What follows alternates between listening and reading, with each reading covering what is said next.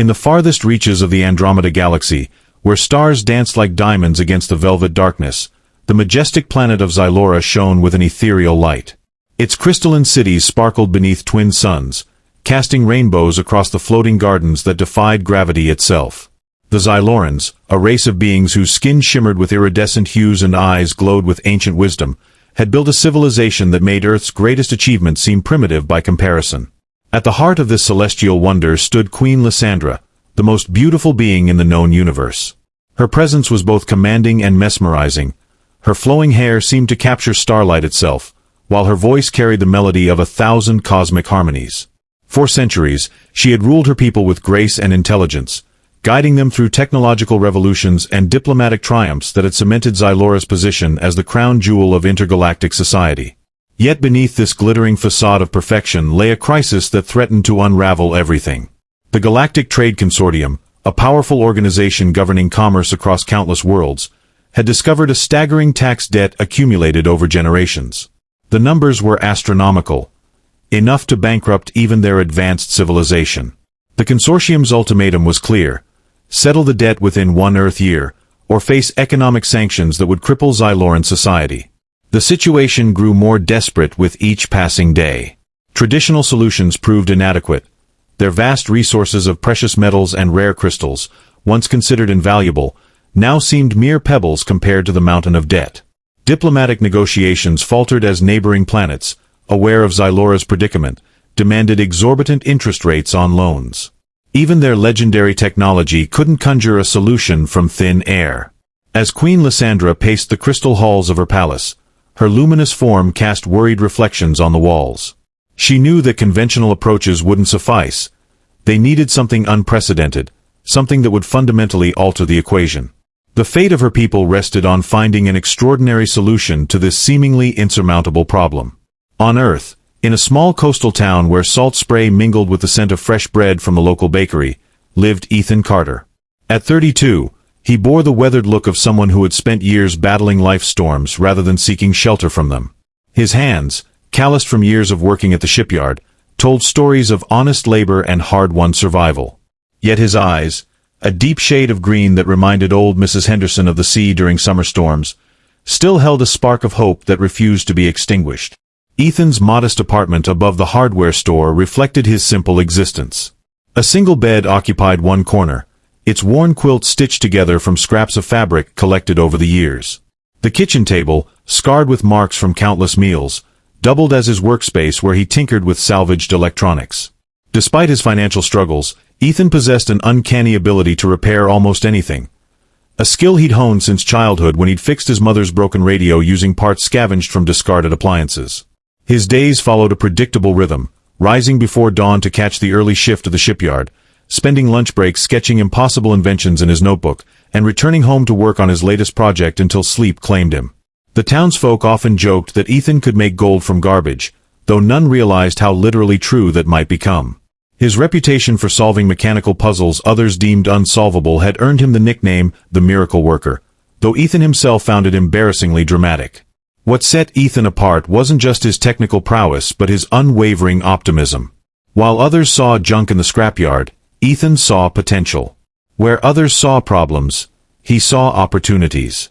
This perspective had been forged through years of hardship, losing his parents young, surviving on meager wages, and facing countless rejections when trying to sell his inventions. Yet through it all, he maintained a childlike wonder about the universe, often spending nights on the beach staring at the stars, dreaming of worlds beyond his own. One such night, as he adjusted his homemade telescope, cobbled together from spare lenses and an old camera, Ethan noticed something unusual in the sky. A pattern of lights moved with purpose, unlike any satellite or aircraft he'd ever observed. Little did he know that this moment of curiosity would soon catapult him from his quiet seaside existence into a drama that spanned galaxies and challenged everything he thought he knew about life, love, and destiny. The message arrived on a Thursday evening, transmitted through every electronic device within 50 miles of Ethan's apartment. One moment he was soldering a circuit board, and the next, his tools levitated off the workbench as a holographic projection materialized before him. The figure that emerged from the swirling light took his breath away. Queen Lysandra herself, her ethereal form shimmering with an otherworldly glow that made the room's dim light seem harsh by comparison. Human male designated Ethan Carter. Her voice resonated with a musical quality that sent shivers down his spine.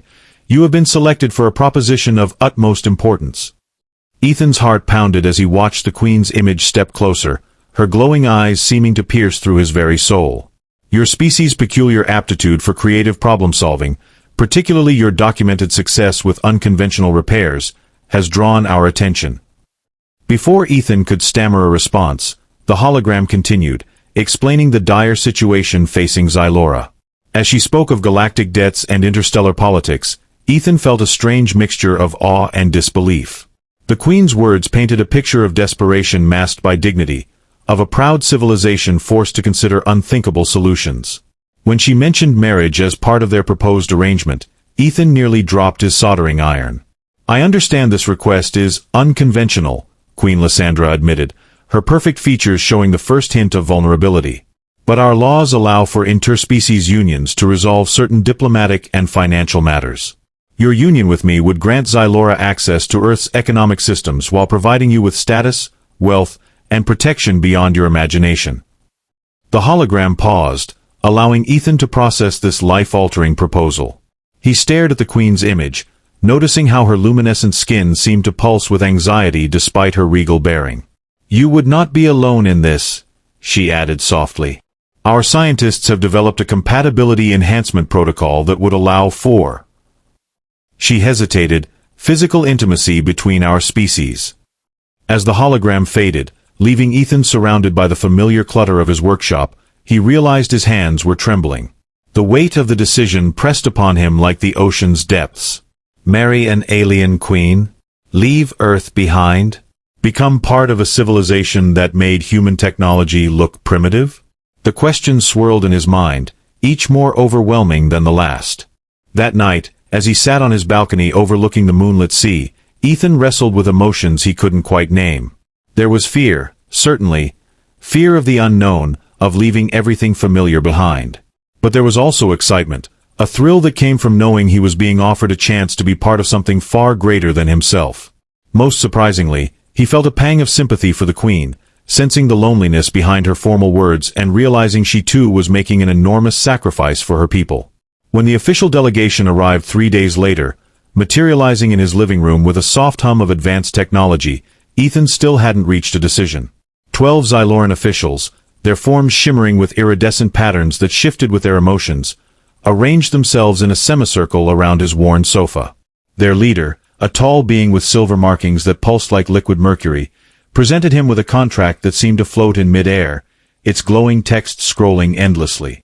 The terms are generous, the lead diplomat explained, his voice carrying multiple harmonics that made Ethan's teeth vibrate. Full citizenship rights in the Xyloran Empire, unlimited access to our technological advancements, and a personal fortune that would make your Earth's wealthiest individuals seem impoverished. Each word felt like a weight settling on Ethan's shoulders. As he scanned the contract, his eyes caught on clauses about cultural integration programs, mandatory public appearances, and something called genetic compatibility enhancements.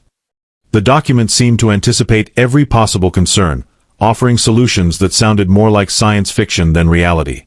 When he asked about maintaining contact with his friends back on Earth, the diplomats exchanged subtle color shifts that he later learned indicated amusement. You would be welcome to visit Earth, the lead diplomat assured him, though his tone suggested such visits would be rare. However, your primary residence would need to be on Xylora. The Queen requires her consort to be present for state functions and ceremonial duties. The word consort hung in the air between them, heavy with implications Ethan wasn't sure he was ready to face. The final clause gave him pause, a provision stating that should he accept, there would be no turning back after the ceremony. The transformation process, they explained, would alter him on a fundamental level, making life on Earth impossible. It wasn't just about leaving his world behind, it was about becoming something else entirely. As he looked at the hovering contract, its glowing text pulsing like a heartbeat, Ethan realized this wasn't just about saving a distant civilization. It was about transforming himself into someone he might not recognize. The journey to Xylora proved to be both wondrous and terrifying. Ethan's body tingled with unfamiliar sensations as the Xyloran transport vessel slipped through dimensions, bypassing the limitations of conventional space travel. Around him, the delegation members maintained their composed demeanor, their shimmering forms occasionally flickering with colors that betrayed their own nervous anticipation. When the planet finally came into view through the ship's crystalline windows, Ethan felt his breath catch in his throat. The descriptions and holograms hadn't prepared him for the sheer majesty of the place. Queen Lysandra awaited him in the grand reception hall, her presence commanding yet strangely vulnerable. As they exchanged their first real conversation, not through holograms or intermediaries but face to face, Ethan detected a subtle tremor in her usually melodic voice. "I must confess," she began, her iridescent eyes locking onto his, "this arrangement carries risks for both our peoples. My advisors warn that some factions may view this union as weakness rather than strength." Their initial meetings revealed unexpected common ground. Both had shouldered burdens far beyond what their positions warranted, Ethan through his struggles on Earth, and Lysandra through centuries of leadership that had left her increasingly isolated. During their walks through the floating gardens, where gravity seemed more suggestion than law, they discovered shared interests in problem-solving and innovation. Lysandra marveled at Ethan's practical approach to challenges, while he found himself captivated by her philosophical perspective on universal connections. Yet the path forward remained fraught with obstacles. The compatibility enhancement procedures proved more complex than anticipated, requiring extensive medical interventions that left Ethan questioning his own identity. Each treatment brought new abilities: enhanced vision that could perceive energy fields, increased strength that made handling delicate instruments challenging, but also moments of disorientation where he struggled to recognize his own reflection. Lysandra stayed by his side throughout, her presence a constant source of comfort during these transformations. Political tensions mounted as news of their impending union spread through the galaxy. Neighboring planets, already skeptical of Xylora's financial troubles, began spreading rumors about the Queen's decision. Some accused her of selling out to a lesser species, while others questioned whether Ethan was truly acting of his own free will. Diplomatic receptions became minefields of subtle insults and veiled threats, forcing both Ethan and Lysandra to navigate a complex web of interstellar politics. Despite these challenges, moments of genuine connection began to blossom between them. Late-night conversations in the palace's observation dome revealed layers of vulnerability neither had shown to anyone else. Lysandra confessed her fears of failure, not just as a ruler but as a being capable of love. Ethan shared his doubts about measuring up to the expectations placed upon him, both by Xyloran society and his own sense of responsibility. These intimate exchanges created a bond that transcended their vastly different backgrounds, though both remained acutely aware of the monumental task ahead. As the wedding preparations accelerated, bringing with them a flurry of traditional ceremonies and legal formalities, Ethan found himself torn between excitement and dread. The Xyloran people's reactions ranged from enthusiastic support to outright hostility, creating a social climate that required constant vigilance. Through it all, Lysandra maintained her regal composure, though Ethan noticed how her hands sometimes trembled when they touched, betraying the anxiety she worked so hard to conceal. The eve of the wedding ceremony arrived, casting the crystalline palace in a kaleidoscope of colors as the twin suns set in a spectacular display. Ethan stood on the balcony of his quarters, now transformed into a chamber fit for royalty, watching as streams of guests arrived from across the galaxy. Their ships descended through the atmosphere like falling stars, each vessel representing another test of his resolve. Behind him, servants bustled about, preparing his ceremonial attire, a suit woven from threads that seemed to capture and refract light itself. A soft knock at the door drew his attention. Queen Lysandra entered without waiting for permission, her formal robes replaced by simpler garments that somehow made her appear more approachable yet equally breathtaking. "May I join you?" she asked, her voice carrying a vulnerability that matched his own unease. Ethan nodded, stepping aside to allow her access to the balcony's panoramic view. They stood in silence for several minutes, watching the procession of dignitaries below. "Do you remember the first time we met?" Lysandra finally asked, her fingers tracing patterns on the railing. "Through that crude holographic transmission?" Ethan chuckled, recalling how his tools had floated off his workbench. "How could I forget? You scared 10 years off my life." They shared a laugh that broke some of the tension hanging between them. "I never imagined I'd be here," Ethan admitted, his gaze fixed on the horizon. "Marrying an alien queen, about to become part of a civilization that makes everything I've ever known seem primitive." Lysandra turned to face him, her glowing eyes searching his. And I never thought I'd find myself drawn to a human commoner whose greatest achievement, according to your media, was fixing a toaster with chewing gum and paper clips." Their laughter faded into a comfortable silence, punctuated only by the distant hum of arriving spacecraft. "Are you afraid?" Lysandra asked, her voice barely above a whisper. Ethan considered the question carefully before responding. "Terrified. But not for the reasons everyone thinks. I'm not worried about the ceremony, or the politics, or even the physical changes. I'm afraid of letting you down. Of failing your people when they're counting on me." Lysandra's hand found his, their fingers intertwining in a gesture that felt both natural and momentous. "You already exceed my expectations," she confessed. "No one else has ever seen me as simply Lysandra, rather than Your Majesty, or the Queen. No one else has made me feel human." The irony of her words wasn't lost on either of them.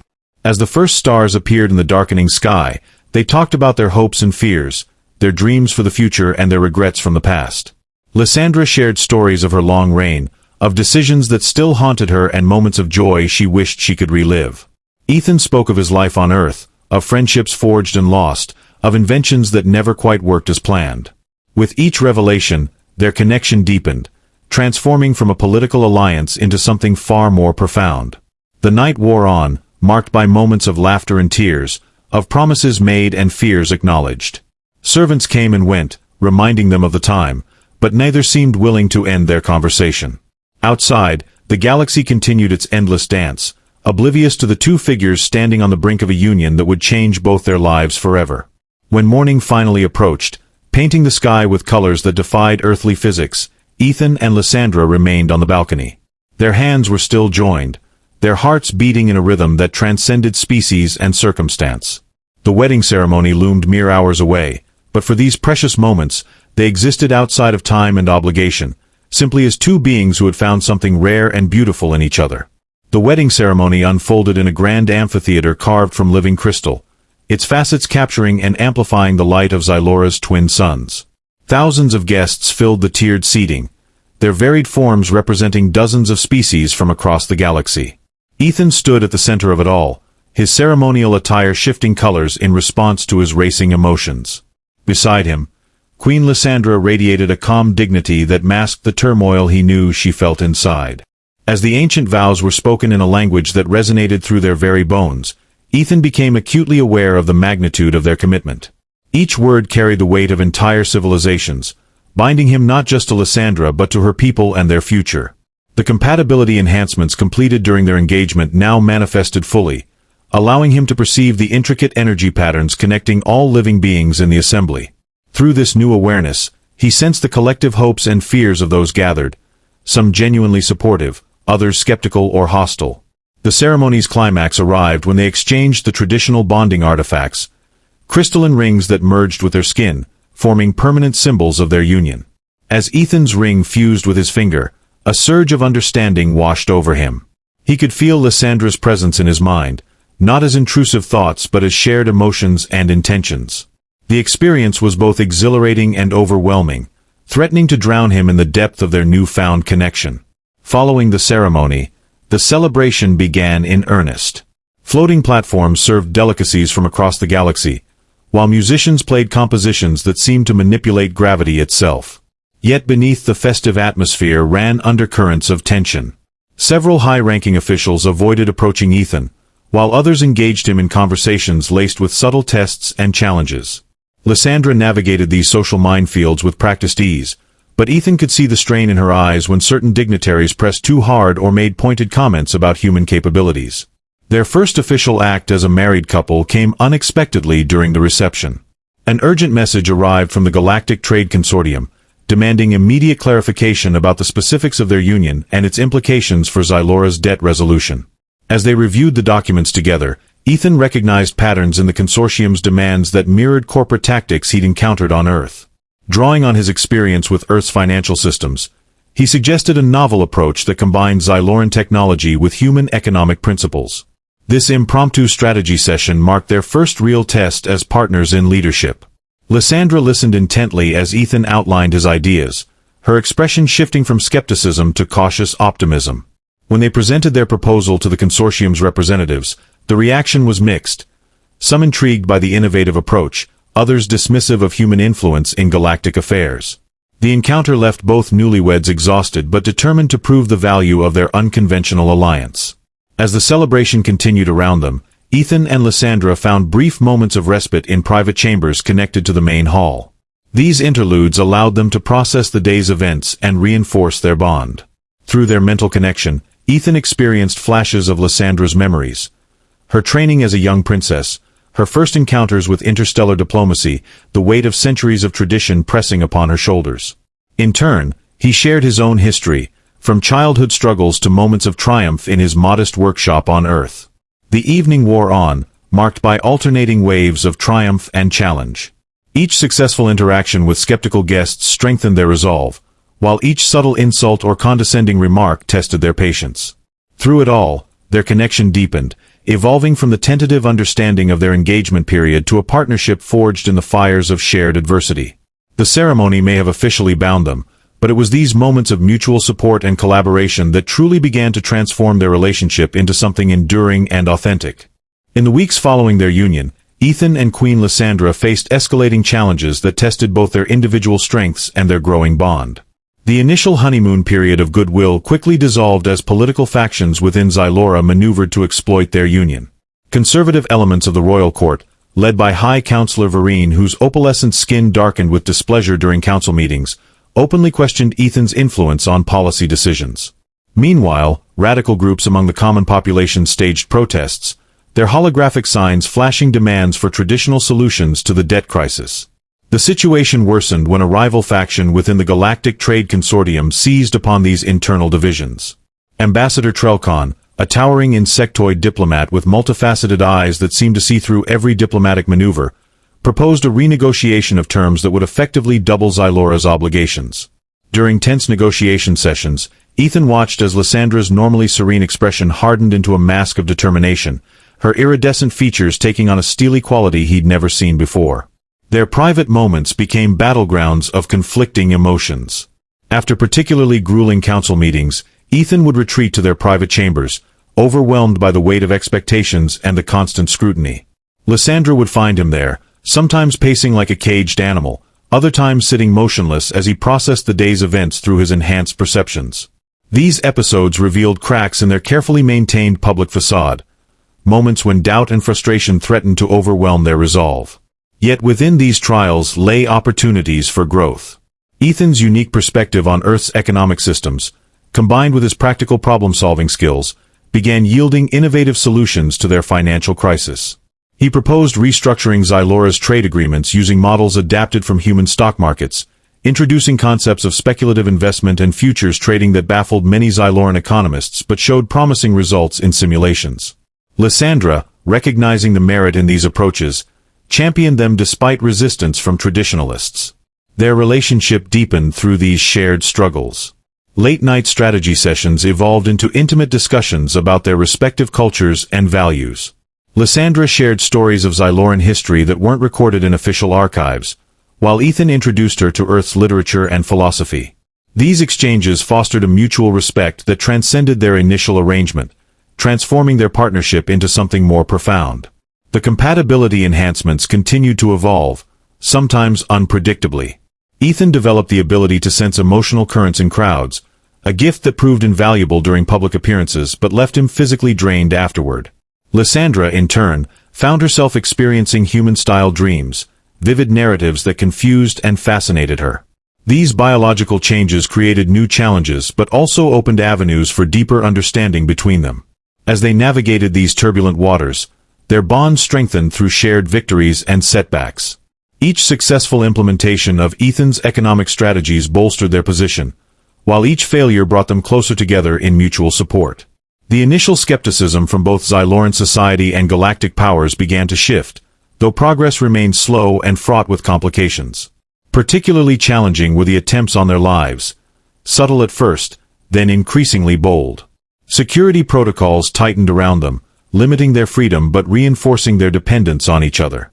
During these dangerous times, their mental connection became both a lifeline and a vulnerability, as they could sense each other's fear and determination with unsettling clarity.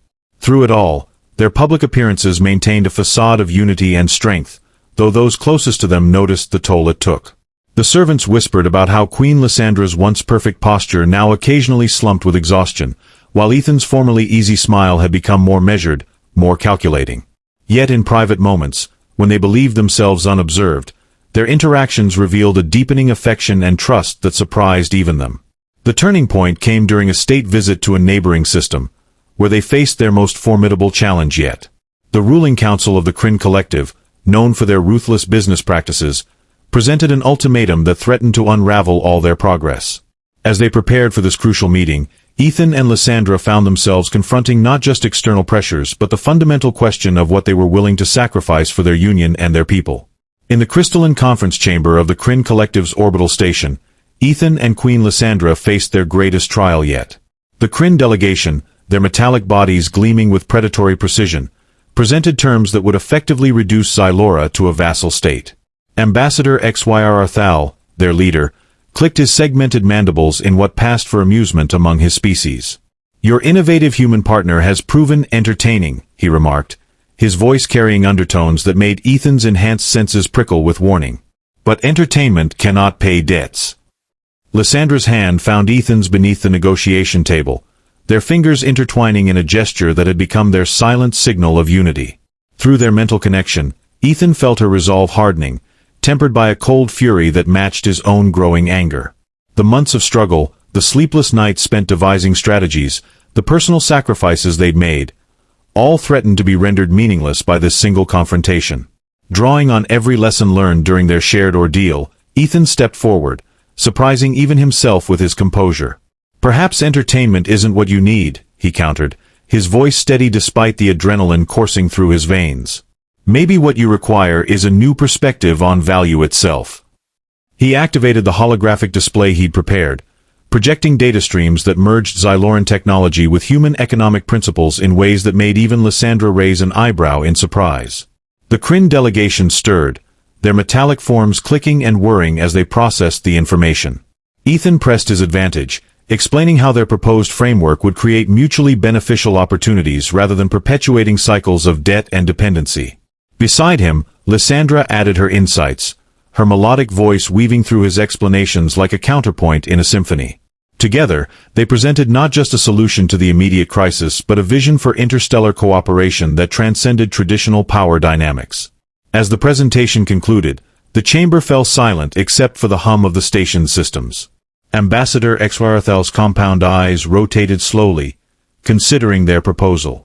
Ethan felt Lysandra's grip tighten slightly, their shared anxiety manifesting as a physical pressure in his chest. Then, to their astonishment, the Kryn leader emitted a series of clicks that their translators rendered as laughter. "Perhaps the human has more to offer than we anticipated," Exwarathal admitted, his mandibles twitching in what might have been a smile. The breakthrough with the Kryn Collective triggered a cascade of events that rippled through the galaxy. Other systems, observing the innovative approach and the evident strength of Ethan and Lysandra's partnership, began reconsidering their positions. Trade agreements previously thought impossible suddenly seemed achievable, and diplomatic channels long closed reopened with renewed interest. Yet with each success came new challenges, as various factions sought to exploit the changing landscape for their own gain. Back on Zylora, their growing influence sparked both admiration and resentment. Reform-minded citizens embraced the changes, seeing in Ethan and Lysandra's leadership a chance for renewal and progress. Conservative elements, however, viewed these developments as a threat to traditional values and power structures. The tension between these opposing forces created a delicate balancing act that required all of their diplomatic skill to navigate. Through it all, their personal relationship continued to evolve. The mental connection that had started as a necessary adaptation had blossomed into something deeper and more profound. They could sense each other's thoughts and emotions with increasing clarity, creating a bond that transcended both their species' limitations. This intimacy proved invaluable during crises, allowing them to coordinate their responses with supernatural precision, but it also made their moments of doubt and fear more intense, as they experienced each other's vulnerabilities with unfiltered honesty. Their physical transformations continued as well, though now they occurred in tandem. Ethan's human physiology adapted further to Zyloran biology, granting him abilities that blurred the line between species. Lysandra, in turn, underwent subtle changes that reflected her deepening connection to human characteristics. These mutual evolutions created new challenges but also strengthened their understanding of each other's experiences. The political landscape shifted dramatically as their reforms gained momentum. Systems that had once dismissed Xylora as a fading power now courted their favor, while those resistant to change formed alliances against them. Intelligence reports revealed plots and counterplots, forcing them to maintain constant vigilance. Their security detail expanded, and their movements became increasingly restricted, yet they refused to let fear dictate their actions. Most significantly, their efforts began bearing fruit in ways neither had anticipated. Young Xylorans, inspired by their unconventional leadership, started questioning long-held assumptions about species superiority and traditional power structures. Human observers, granted unprecedented access to Xyloran society through their union, reported back to Earth with stories that captured the imagination of millions. The ripple effects of their partnership extended far beyond immediate political and economic concerns, sparking a broader movement toward interstellar cooperation and understanding. Yet for all their successes, shadows lingered on the horizon. Powerful entities, threatened by these changes, began consolidating their forces. Ancient treaties were reinterpreted, long-dormant alliances reactivated, and forgotten technologies rediscovered. As Ethan and Lysandra surveyed this evolving landscape from their observation deck, they knew their greatest challenges still lay ahead. The path they had chosen was leading them toward a confrontation that would test not just their leadership but the very foundations of galactic society.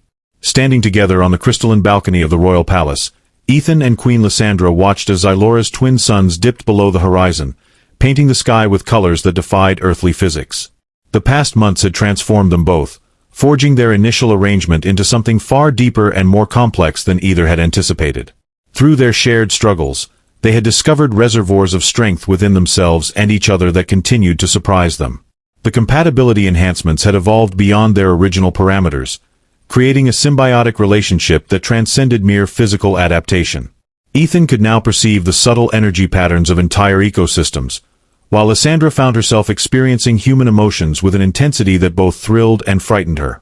Their mental connection had deepened to the point where words often seemed unnecessary, yet paradoxically, this heightened understanding made their verbal communications more meaningful than ever before.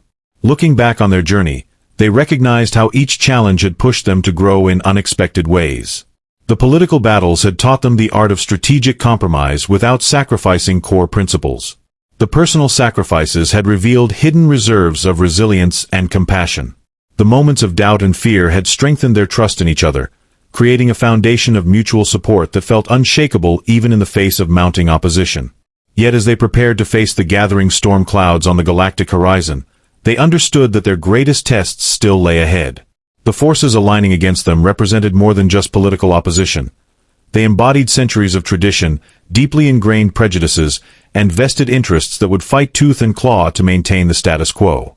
Each success they achieved seemed to spawn new challenges, like Hydra heads multiplying with every victory. Their relationship had matured from a practical arrangement into a profound partnership that defied easy categorization. They had learned to balance their roles as leaders with their needs as individuals, finding ways to nurture their personal connection even amid relentless pressure. The moments of genuine intimacy, shared laughter over cultural misunderstandings, quiet conversations about their hopes and fears, spontaneous expressions of affection, had become their anchor in turbulent times. As they stood together, watching the first stars emerge in the darkening sky, they acknowledged the truth that had become increasingly clear. Their union represented more than just a solution to Xylora's crisis. It symbolized a bridge between worlds, a testament to the possibility of connection across seemingly insurmountable differences. The road ahead promised to be fraught with danger and uncertainty, but they faced it with a confidence born of their shared experiences and deepening love. The galaxy watched and waited, its countless inhabitants divided in their opinions about this unprecedented alliance. Some saw hope in their example, while others viewed it as a threat to established order. Regardless of these perspectives, one fact remained undeniable. Ethan and Lysandra had irrevocably changed the course of interstellar relations, setting in motion forces that would reshape the very fabric of galactic society. Their story was far from over, each chapter building toward a climax that neither could fully predict. Yet as they turned from the balcony to face whatever challenges the coming days would bring, they did so with a unity of purpose that transcended their individual identities.